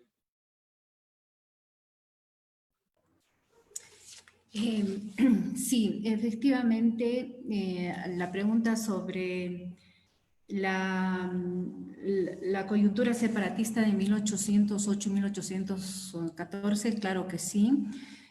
Obviamente esta coyuntura es prácticamente la última etapa del proceso de independencia y en este periodo encontramos varios juntas de gobierno, movimientos, unos más radicales que otros, pero fue un contexto particularmente especial por varias razones. Una de ellas es la llegada y la aplicación de la Constitución de 1812, que como ya han mencionado historiadores como Víctor Peralta y Jaime Rodríguez, provocó una verdadera revolución política debido al contenido mismo de la Constitución. Y esto, lógicamente, generó un cambio importante a nivel de las mentalidades políticas de la época. ¿no? En el caso del Cusco, por ejemplo, se pasa de esta revolución constitucionalista, de hecho en el Cusco hay un gran movimiento constitucionalista en este periodo, a la revolución armada liderada por Pumacahua y los hermanos Angulo. Y claro, se ve, como dice Gustavo, en realidad cuando hablamos de estos movimientos no estamos hablando solamente de movimientos regionales, ¿no? Porque en este periodo todo el imperio está conectado, Lima está conectado con distintos espacios, el Cusco está conectado en todo momento, no solo comercial y económicamente, sino también políticamente con lo que en ese momento era el Alto Perú y también, por supuesto, con parte del virreinato del Río de la Plata. Hay una conexión permanente, la gente se mueve y como ya se ha mencionado, no solamente se mueven los comerciantes, los arrieros, sino también se mueven las ideas políticas, ¿no? Hay una, por supuesto, conexión interregional importante que claro hay que considerar. Entonces, yo creo que no hay ninguna duda en que 1808 y 1814 es una coyuntura particularmente revolucionaria, donde se gestan una serie de procesos que hay que considerar, a mi modo de ver, es prácticamente la última etapa del periodo de independencia y que en realidad no se ha trabajado mucho para el caso de las regiones, además de los movimientos que ya son conocidos y que es necesario entender un poco más este periodo. Bueno, eso puedo decir por ahora. Gracias, Margaret. Vamos a pasar acá a Víctor. Puedes activar tu micrófono, Víctor, por favor. A ver, frente a la pregunta, espero haber entendido correctamente de por qué se mantuvo hasta 1825, podría señalar así en grandes, ¿no? En grandes ideas de que se mantuvo por necesidad, por convicción, por interés y por cuestiones circunstanciales. Me explico. En primer lugar, nosotros habíamos sido parte de un sistema durante 300 años, el cual en gran medida estaba muy arraigado, más en algunas, menos en otras sociedades. Habría que entender un poco la composición social también de la ciudad de Arequipa de esa época, ¿no? Si nosotros apelamos a los censos, por ejemplo, ellos nos van a dar aproximadamente una población cercana a los 22,000 habitantes dentro de lo que hoy día sería el cercado o el centro histórico. Entonces, de esos 22,000, más de 16,000 o casi 16,000 eran considerados españoles. De tal manera que el porcentaje de españoles que vivían dentro de la ciudad era superior al 70%, por lo menos para fines del siglo XVIII. Ahora, según los estudios de Sarah Chambers, que se ha adentrado un poco hacia la cultura política de esa época, hacia los conflictos sociales, no solamente se registraban como españoles, sino en gran medida artesanos, labradores, se comportaban y exigían ser tratados como españoles durante esa época, por lo tanto tenían de alguna manera muy clara esas diferencias sociales, ¿no? Esas diferencias y esas jerarquías que eran propias de la época. Nelson señaló que en el contexto de la independencia se vivió una crisis económica en Ayacucho o en algunas regiones de Ayacucho, lo cual llevó a muchos de los vecinos o residentes a tratar de crear una serie de estrategias para poder enfrentar esas crisis que además están sumadas al tema bélico, al tema de la guerra. Bueno, y así podemos encontrar en el norte o en el centro casos muy similares, pero según estudios, además de estudios, según testimonios, la región Arequipa durante estos últimos años vivió una bonanza económica, un gran crecimiento económico, ¿no? Como yo ya lo he explicado en algunas otras charlas, por ejemplo, hacia 1816 la producción, bueno, en realidad en la segunda década del siglo XIX, la producción de vinos y aguardientes llega a niveles realmente superlativos, ¿no? Como nunca antes. Vale decir que si había un promedio de producción en la intendencia de 400,000 botijas, para 1816 estas llegan a 650,000. Por otro lado, entre 1820 y 1824 hay un gran crecimiento del comercio. Incluso estadísticamente se puede ver cómo el comercio se multiplica, en algunos casos hasta por 10. Sobre todo cuando el virrey se traslada hacia el Cusco y Arequipa se convierte en el único punto de ingreso no solamente al Cusco y no solamente a Puno, sino incluso al Alto Perú. Al Alto Perú, porque los comerciantes arequipeños de esa época tenían vínculos con comerciantes, por ejemplo, de Potosí, con comerciantes de La Paz.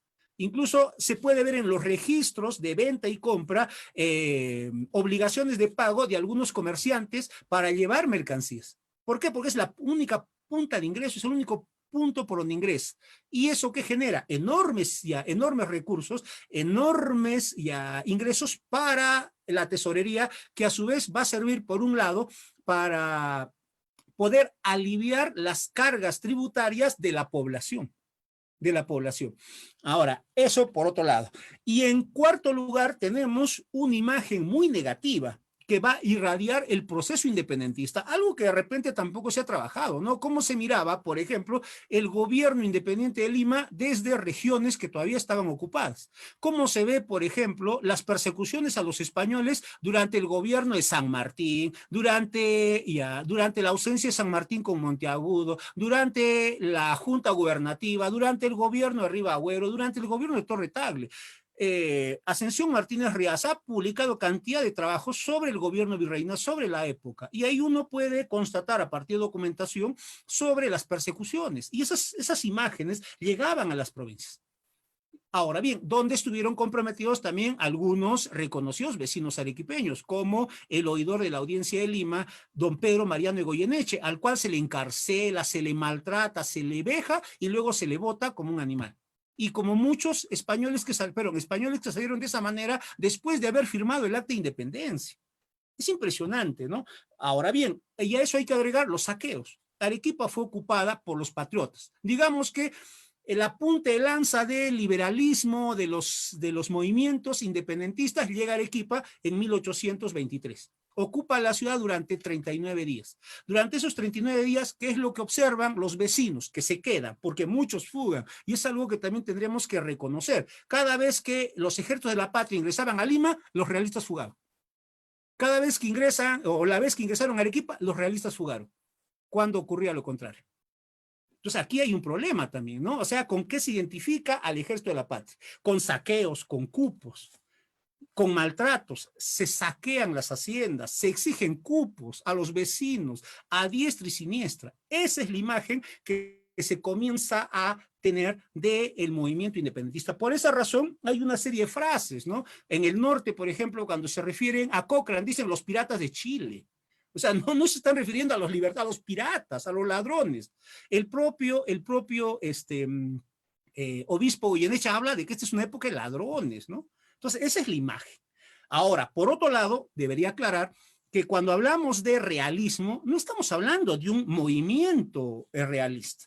Lo que hablamos aquí son de simpatías, algunas mucho más fuertes y otras un poco más laxas, un poco más relajadas, un poquito más superficiales, pero son simpatías. Aquí no hubo un movimiento de defensa del realismo cuando este fue derrotado, cosa que ocurrió, por ejemplo, ya en Iquicha, en Pasto, en Otusco, en Lamas, ¿no? En Lamas, en Patás, en la zona norte. Cuando se independiza Trujillo, se forman movimientos, grupos que defienden al rey. ¿Por qué lo hacen? ¿Cuál es la razón, no? Entonces, y finalmente, ¿cómo llega la independencia de Arequipa? Bueno, la independencia se jura en 1825, ¿no? Llega como un hecho consumado, muy a pesar de, como dirían por ahí, sin querer queriendo, ¿no? Y para muchos vecinos, la independencia, los nuevos tiempos, generaron grandes expectativas. Porque algunos pues se creyeron que en esa situación había pues que confiar en el discurso libertador. Otros tuvieron muchos temores. Y algunos gran incertidumbre, sobre todo aquellos que tenían más que perder. Comerciantes, hacendados, ¿no? Fundamentalmente. Ahora, y finalmente, ¿en qué terminó todo esto? Los años fueron pasando y con el paso de los años, los peores temores que tenían los vecinos se hicieron realidad. Porque sobre Arequipa se desencadenó una profunda crisis económica, política y social. Vale decir, una crisis en todos los órdenes. Solo para terminar, un ejemplo, los hacendados. Los hacendados que habían sido de alguna manera el grupo de propietarios más importante, dado que la producción de vinos y aguardientes era exitosísima y podía abastecerse plenamente a todo el sur peruano, quiebra. Y una de las razones de este quiebre es precisamente la independencia de nuestro principal mercado, que era Bolivia. Se cierra.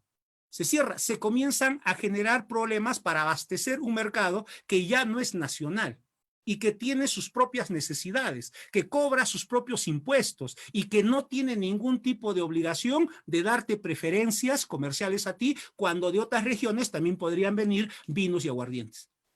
Entonces, ese impacto muy duro en este grupo va a llevar ¿a qué? A que se desarrolle un proyecto, un pensamiento secesionista.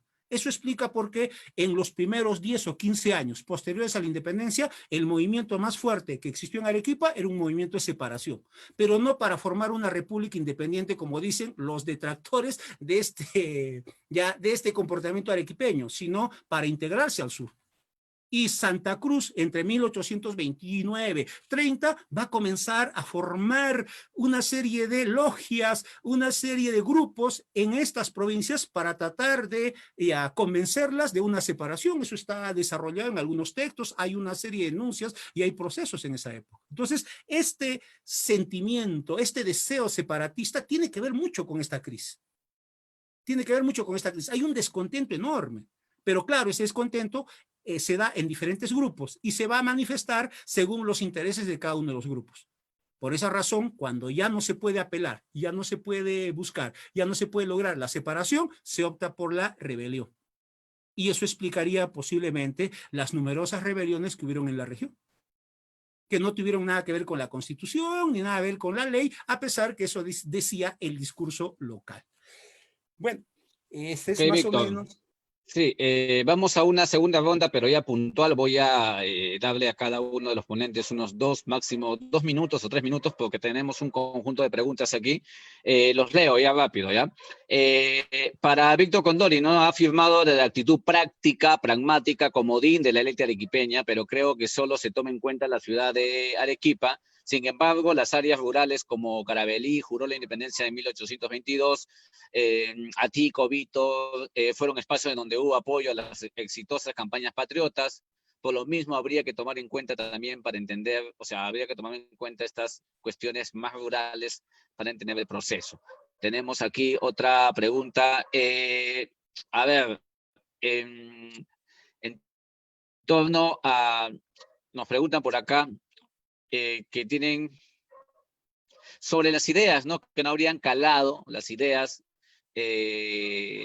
parece fundamentalmente para Margaret, las ideas no habrían calado, por lo que había afirmado Margaret, en las ideas liberales y progresistas en rebeldes como Tupac Amaru. Cómo reconocer o valorar la génesis de la independencia del Perú en los procesos de Juan Santos Atahualpa, por ejemplo, los Zapasa, Tomás Atito Condemaita, Tupac Amaru y otros, ¿no? A criterio personal, señala la persona que pregunta, José, tuvieron un papel importante para lograr nuestra independencia, porque fueron fuentes de hombres suministrados y otros para el ejército libertarios. Otra pregunta más que está vinculado sobre el impacto o el influjo de la Revolución Francesa en los ideales de las poblaciones, ¿no? De Cusco, de Huánuco y de Tacna, ¿no? Si se dio el impacto o no. Una pregunta también de César, por acá nos dice, bueno, aunque se sale un poco de la temática, pero podemos incluirlo, que dice el día de ayer, el 15 de julio del año de 1821, se firma el Acta de Independencia, rescatada por Manuel Pérez Tudela y firmada por los vecinos de Lima, donde está la participación de la población y su importancia para el inicio de la República. No sé, es más o menos una pregunta que hace. Para cerrar, ya tengo acá un conjunto de preguntas, y con eso ya cerramos. Cristian Rodríguez Aldana nos pregunta en Facebook para Gustavo. Según su propia interpretación de la historia boliviana, ¿existió o no existió la batalla de Tumusla? ¿Ya? Después tenemos aquí también sobre los intereses regionales, ¿no? En general, ¿no? Para todos los espacios, ¿no? En el proceso de independencia, ¿fue correcto? ¿Sería un interés conjunto? Tenemos también acá, Cristian nos pregunta, Cristian Sánchez Jara nos pregunta, ¿cuál era la visión que tenían las provincias con respecto a Lima? Porque algunos documentos señalan incluso que la plebe mostró en algún momento que la guerra independentista, o mostró indiferencia a la guerra de independencia, ¿no? ¿Por qué afirma de manera categórica que de triunfar estos líderes independentistas no hubieran formado una república, ¿no? Nos preguntan acá. Y para cerrar, dos preguntas finales ya para Margaret sobre la revolución. ¿Por qué manifiestas que la revolución del Cusco de Túpac Amaru fue un movimiento separatista, aunque Scabren Ofela manifiesta que no lo fue y otros historiadores manifiestan que no hay que tomarlo como un movimiento precursor de la independencia por tener objetivos diferentes a los buscados en el siglo XIX? Entonces, más o menos nos señalan, por lo tanto, ¿por qué seguir planteando a este movimiento como precursor de nuestra independencia? Finalmente, desde Salta, Argentina, nos pregunta Juan, para Víctor, después de 1825 desaparece en su totalidad la resistencia realista o persiste de algún modo en la región del sur del Perú. Bien, eso serían más o menos todas las preguntas. Le vamos a dar unos 3 minutos así a cada uno de ustedes, a ver, comenzando otra vez por Gustavo. Sí, Gustavo, puedes activar tu micrófono, un favor. ¿Ahora sí? Ahora sí, sí, te escuchamos. Bueno, a ver, vamos por pedacitos. Quisiera simplemente tomar la batalla de Amiraya en Cochabamba, 29 de noviembre de 1815. Muy rápidamente, ¿cuáles son las fuerzas que están ahí? Las fuerzas porteñas del general Rondó, las fuerzas del Virreinato de Lima de Joaquín Pezuela, pero Joaquín Pezuela tiene el apoyo de un batallón de chilotes de la isla de Chiloé. A eso es a lo que me refiero. Es decir, si solo tomáramos la historia regional de Cochabamba, tendríamos que analizar esta historia a partir de la región. Sin embargo, la región no está libre de este conjunto de fuerzas que tensionan y actúan desde distintos lados geográficos y políticos. Por eso, quizás valdría la pena, Daniel, que incorpores en tu programación, si no lo has hecho, esta perspectiva de mirar estos procesos de guerra, no sé si de independencia o de lucha de independencia, tomando también la dimensión, hoy diríamos, internacional. La segunda cosa es Cochabamba. Cochabamba como una fuerza militar muy importante, quisiera rescatarla nuevamente. Es una región que creo que no hay otra, que tiene su propio ejército y sus propios medios logísticos para aliarse, disputar, actuar con iniciativa propia o en general actuar dentro del margen de los ejércitos que ellos llaman porteños. Pero no puede escapar de esta otra dimensión vista desde el conflicto de Lima con Buenos Aires. Y en relación a la batalla de Tumula, no tengo una posición. Claro, los historiadores somos como los médicos, tenemos especialidades, ¿no?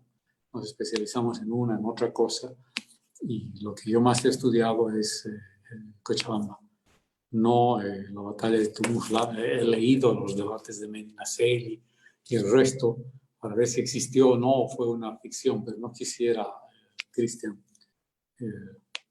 pronunciarme. Tú trabajas en esos temas, de pronto tienes más información que yo.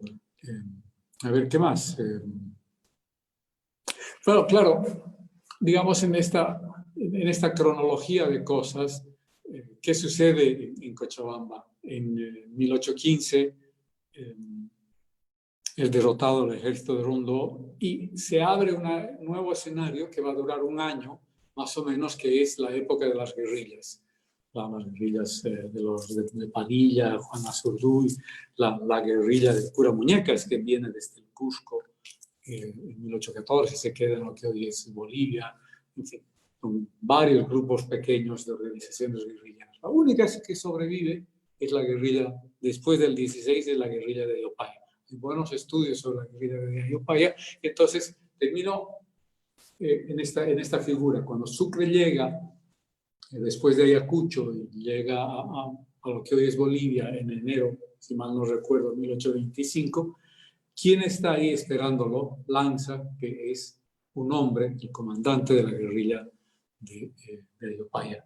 Entonces, parecen fundirse estas dos historias, la historia de este ejército del norte y la historia de los ejércitos, en este caso guerrilleros, que están colocados. Yo concuerdo también, finalmente, que las voces que hablan en este largo proceso, en el caso de lo que hoy es Bolivia, 1810, 1823, no es solo las voces de las élites, es también las voces silenciadas, porque como en Perú, como en Argentina, como en Chile, la historia patria va a consagrar solo las miradas, las perspectivas, las acciones de las élites. Pero también hay otros actores que no necesariamente están articulados dentro de esta visión, sino que juegan por sus propios intereses. Los indígenas que cercan 2 veces en La Paz, las mujeres que rebelan en Cochabamba el 27 de mayo de 1812, o la propia guerrilla de Ayopaya.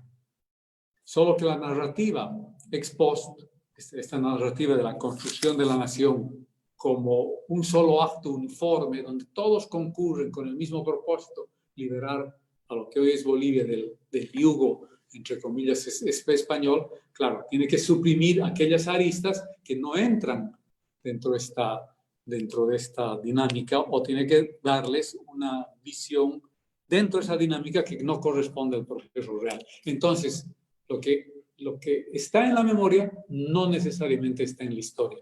La memoria es siempre un constructo, es una construcción arbitraria para justificar, regular, establecer una forma de leer la historia. Nuestro deber como historiadores es mostrar estas otras caras y devolver la voz a los y a las que no tuvieron voz y que luchaban por otra cosa. Quizás no luchaban por la independencia, luchaban por no pagar el tributo, por no ser violadas las mujeres durante la guerra, por simplemente defender A o B.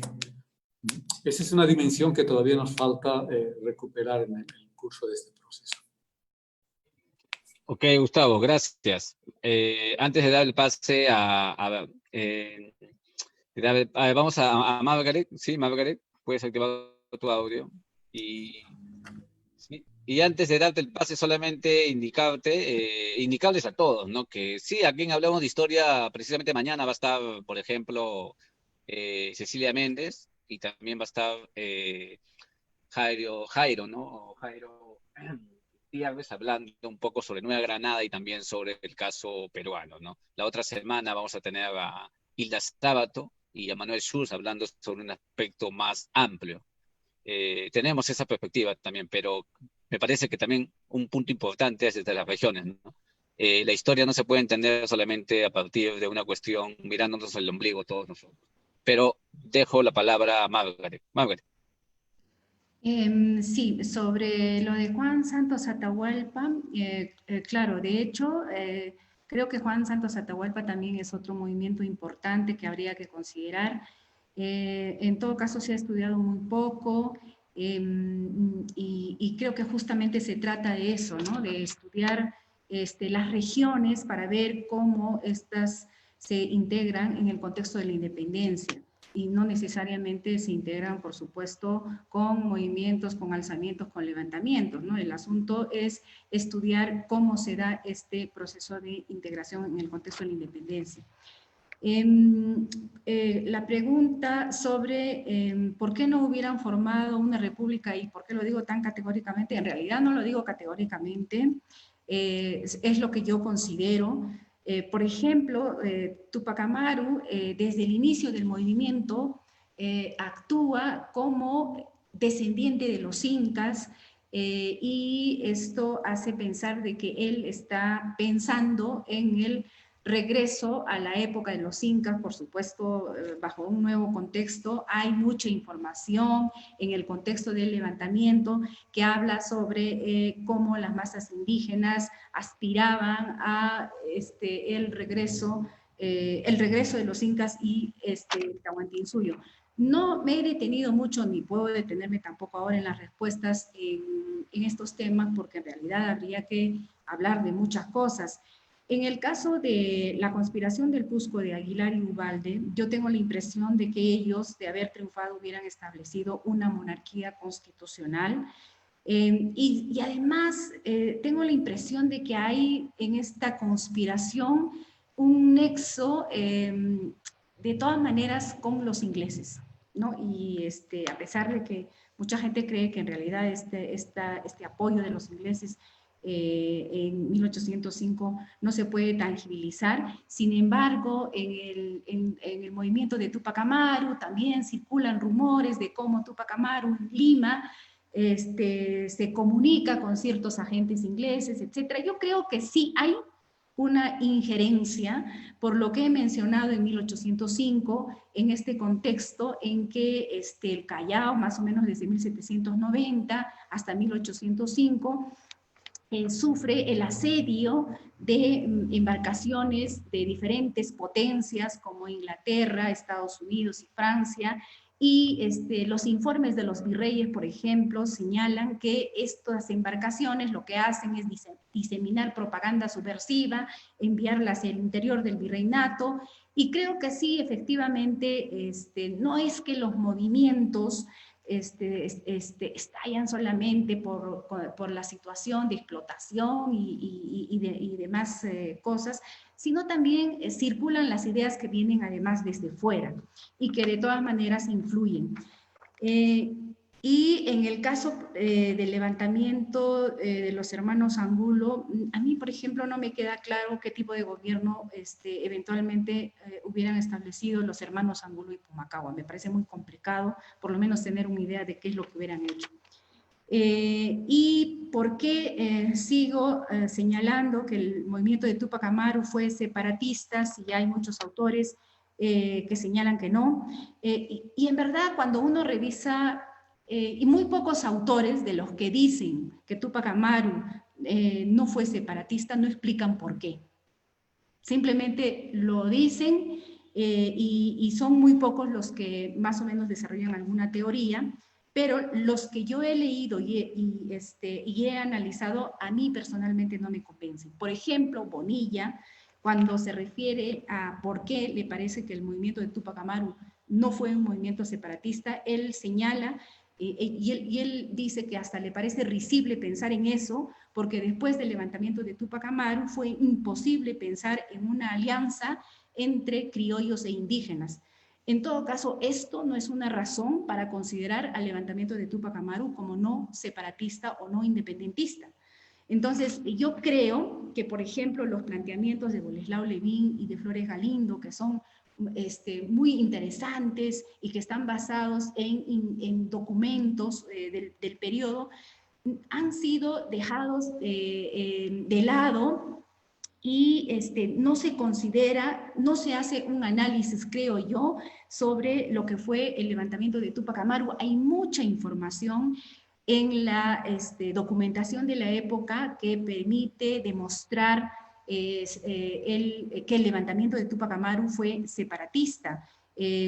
Podemos decir en realidad muchas cosas, podemos hacer todo un análisis sobre esto, pero creo que lo más importante es ver, analizar, examinar las acciones de Túpac Amaru en 1780, ¿no? Él lo que hace, por ejemplo, es actuar como un rey, porque empieza a mandar edictos, comunicaciones, órdenes, confisca propiedades, declara la anulación de las aduanas, de las mitas, y él en el escenario en el que se mueve no tiene ninguna autoridad para hacer eso. En todo caso lo hace cuando él dispone todo esto, actúa como, yo diría, no como rey, sino como inca. Y permanentemente en sus comunicados, él dice, yo soy el último descendiente de los incas. Y no lo dice porque sí, lo dice porque sabe que esto tiene un contenido político.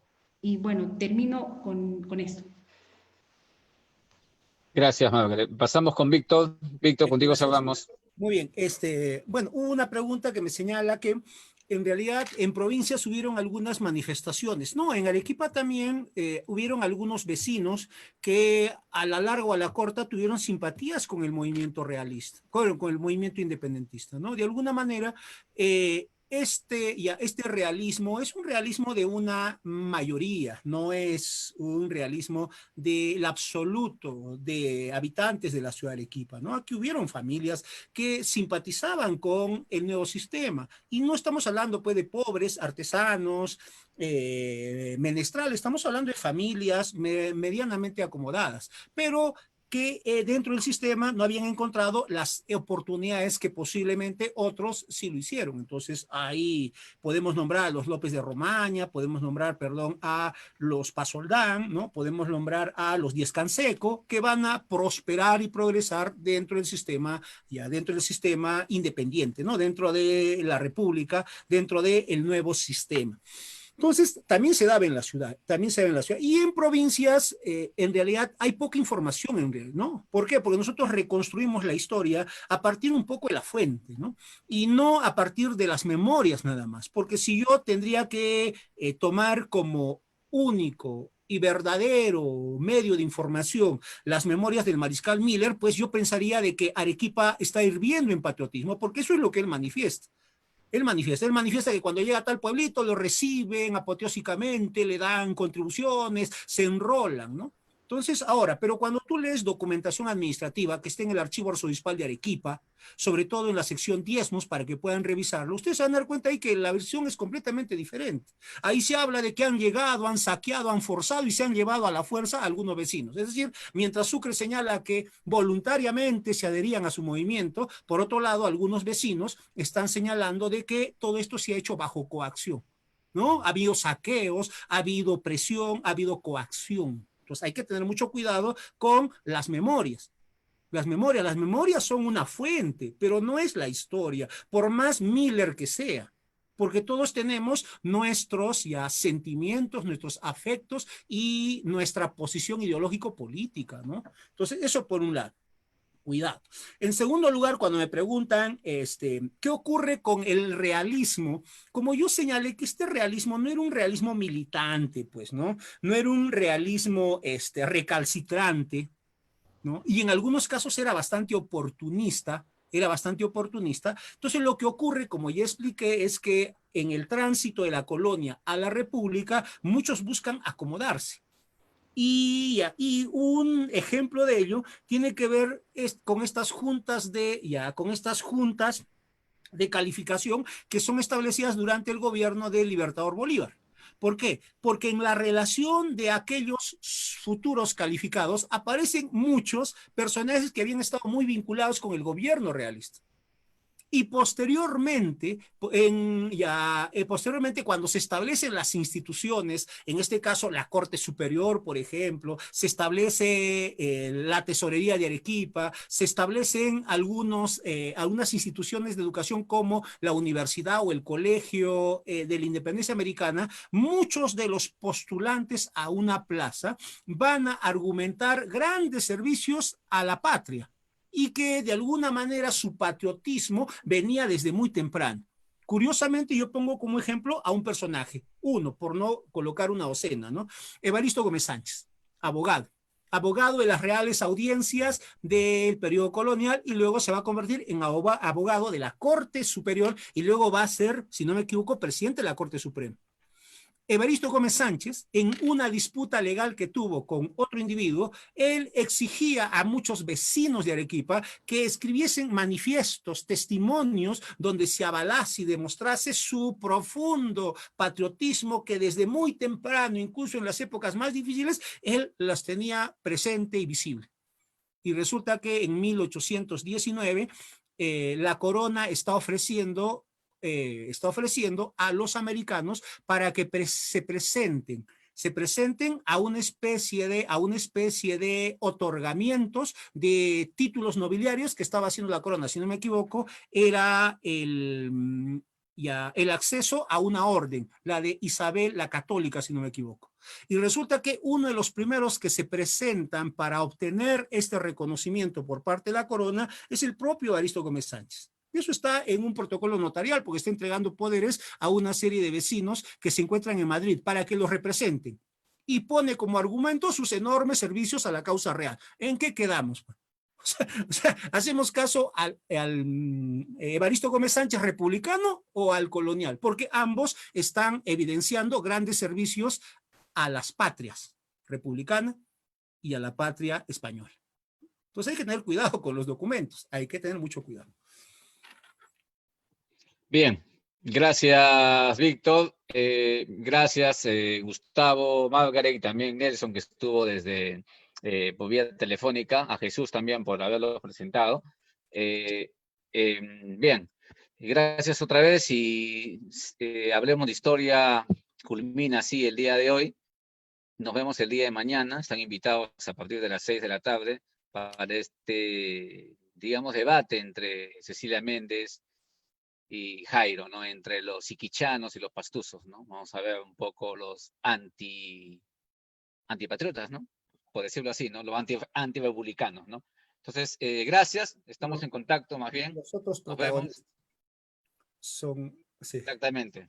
Vamos a ver, Nosotros... nos vemos. Hasta luego, Víctor, Margaret, Gustavo, Ya, gusto. todos, Luis, está Elizabeth, Arnaldo y todos los que se encuentran aquí presentes, ¿no? Un gusto. Hasta luego, nos vemos. Igual, igual.